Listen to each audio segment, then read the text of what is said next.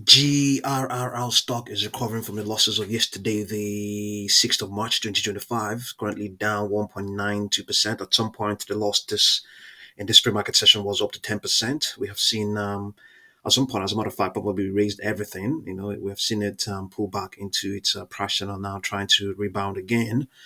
Yes, it was all on the news that um, a blogger who wrote a bearish piece on the company was saying that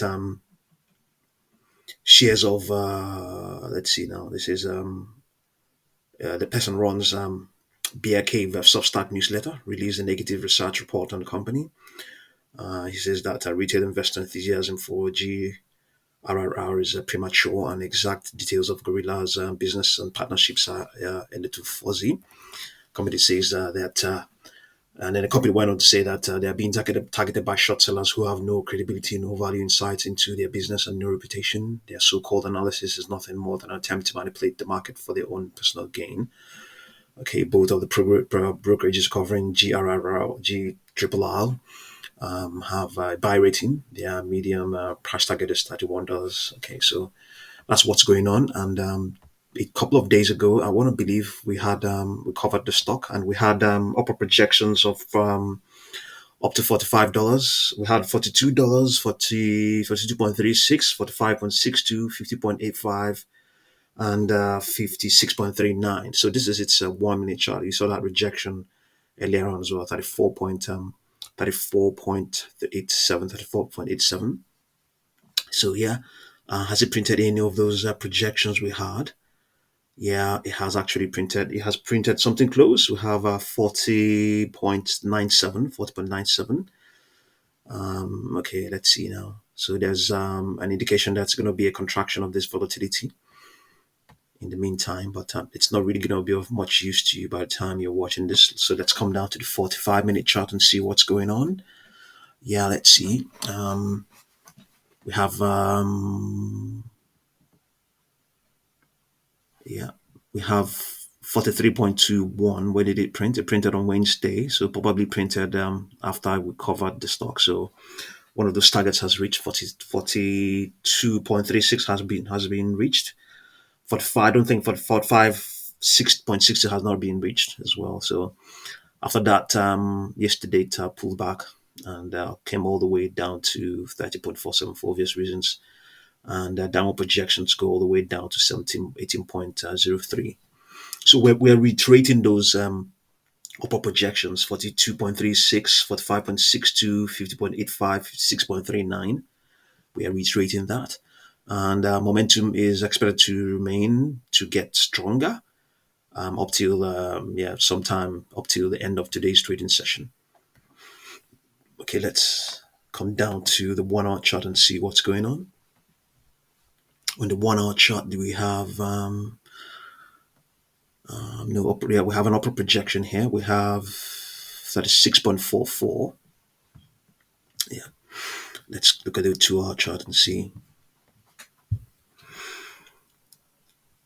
We have 35.37. Projections go all the way. I got that rejection at 42.51. So yeah, one of those as I mentioned earlier, 42.36 was met, but we haven't met 45.62, 50.85, 56.39. So let's come down to the 3 hour chart and see. The 3 hour chart projection, I think this will be 36, 37.3, 37.63. Okay, on the 3 hour chart, weakness is expected to remain intact up to Monday the 10th, but it could always change.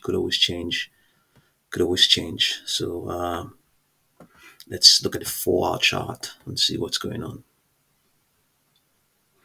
Yeah, both the extrapolation of its 10 and 21 period moving averages is for weaker prices, for lower prices. Downward projection of 27.49 and 24.51. Weakness in the momentum, but at some point it's expected to slightly level out as of Tuesday the 11th.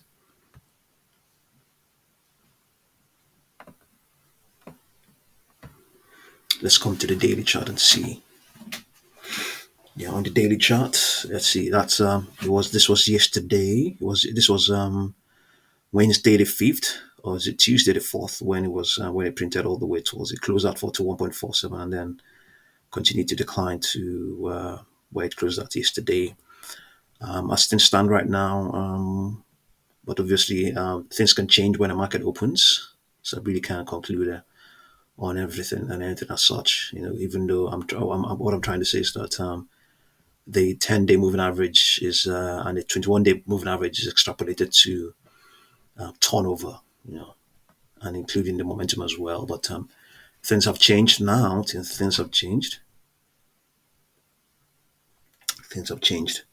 We have those upper projections intact as well. Once again, 42.36, 45.62, 50.85, 56.39. So it was that bear report that brought it all the way down. And I think in this pre-market session, retail hands are defying that report. So we saw that.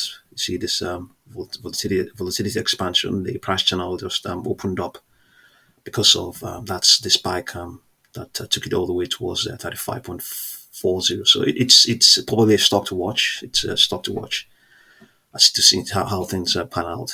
So short interest is not really that much, 8% or thereabouts. So I'll continue to update you. Thank you very much for watching this video.